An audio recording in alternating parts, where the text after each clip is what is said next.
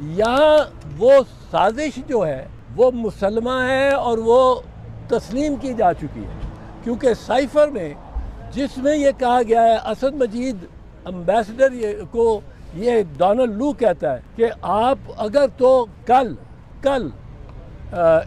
عمران خان کو ہٹا دیتے ہیں، کل ووٹ آف نو کانفیڈنس ہو رہا ہے، تو ہم آپ کو بخش دیں گے، ورنہ پھر ہم سے برا کوئی نہیں ہوگا۔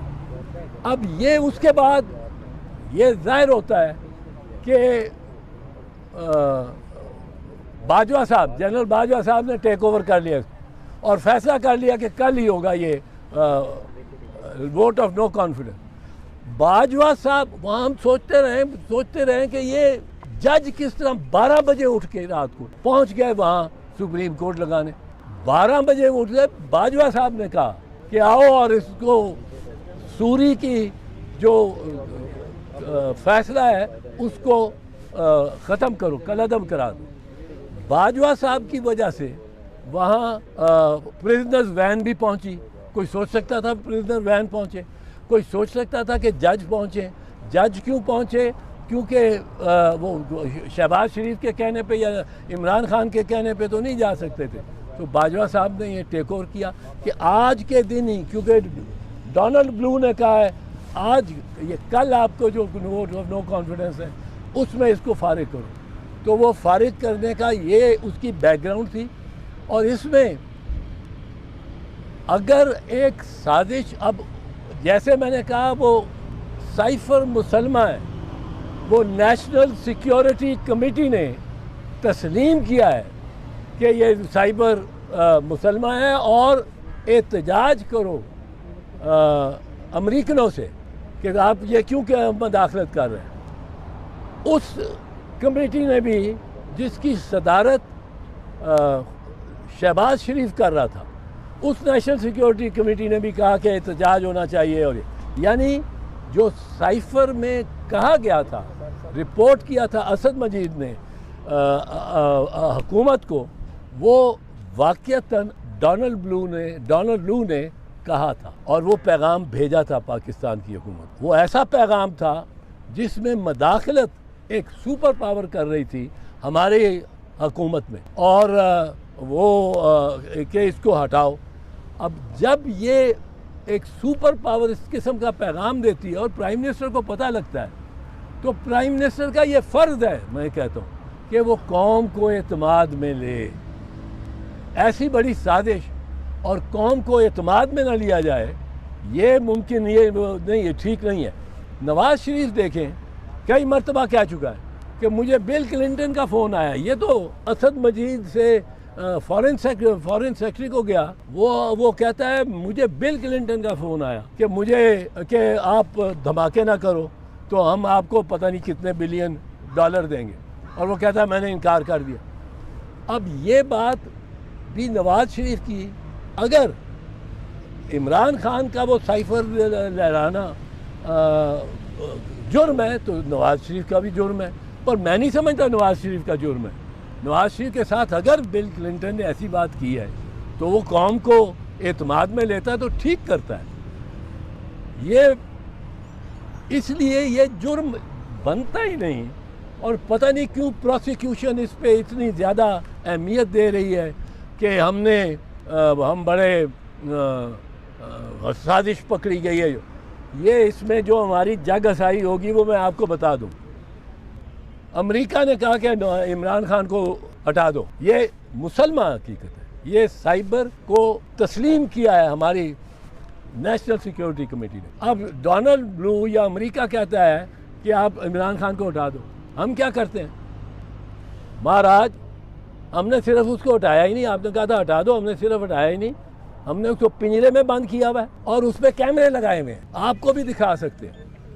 اب یہ ہم اپنی جگ ہسائی کیوں کرانا چاہ رہے ہیں؟ اتنے ہم نیچے لگے ہوئے ہیں ایک سپر طاقت کے، اور خاص کر جس وقت وہ نتائج اس کے کیا نکلتے ہیں، اور وہ ایک کامیاب یا ناکام بظاہر بغاوت ہوتی ہے، پر جس وقت فلسطینی اتنی جگرا دکھا رہے ہیں. میں ان کی وزڈم پہ بات نہیں کر رہا ہوں کیونکہ پتہ نہیں آخرکار وہ اسرائیل نے بھی اس کو فلیٹ کر دینے کا فیصلہ کر لیا ہوا ہے، اور جو جبر اور ظلم وہ کر رہا ہے اس وقت اس کی انتہا نہیں، اس کی کوئی مثال نہیں ملتی. پر اب ہم ایک طرف فلسطین جیسے مسلمان ہیں، ایک طرف ہم جیسے ہیں کہ آپ نے کہا تھا کہ اس کو ہٹا دو، ہم نے جناب اس کو پنجرے میں بھی بند کیا ہے، اس کو چلنے پھرنے چہل پہل کی بھی جگہ نہیں دیتے، اور اس کو اس پہ کیمرے بھی لگا دیے، اس کی ہر حرکت 24 گھنٹے وہ آپ کے سامنے ہم پیش کر سکتے ہیں. کیسا بتائیے گا کہ یہ کیس جو ہے سائفر کا، یہ تو سرے سے بنتا ہی نہیں ہے. آج اور زیادہ اس میں مجھے یقین ہو گیا، اور اس کو اتنے کھینچنے کی جو کوشش پروسیکیوشن کر رہی ہے وہ اسی وجہ سے ہے کہ سرے سے کیس بنتا ہی نہیں ہے. اس کی 2 وجوہات آپ کو میں بتا دوں. پہلی یہ ہے کہ جس روز یہ سائفر اگر اگر الزام ہے، اگر اس پہ اگر کوئی جرم ہوا ہے، تو جس روز یہ سائفر لہرایا گیا ہے اس روز یہ قانون میں ترمیم نہیں آئی ہوئی تھی. قانون میں ترمیم نہ ہو تو پچھلے قانون کے تحت اس کو پرکھا جا سکتا ہے. اس میں ریٹینشن آف دی سائفر یہ جرم ہی نہیں ہے. اس سے پہلے یہ جرم ایڈ کیا گیا ہے اگست 2023 کو.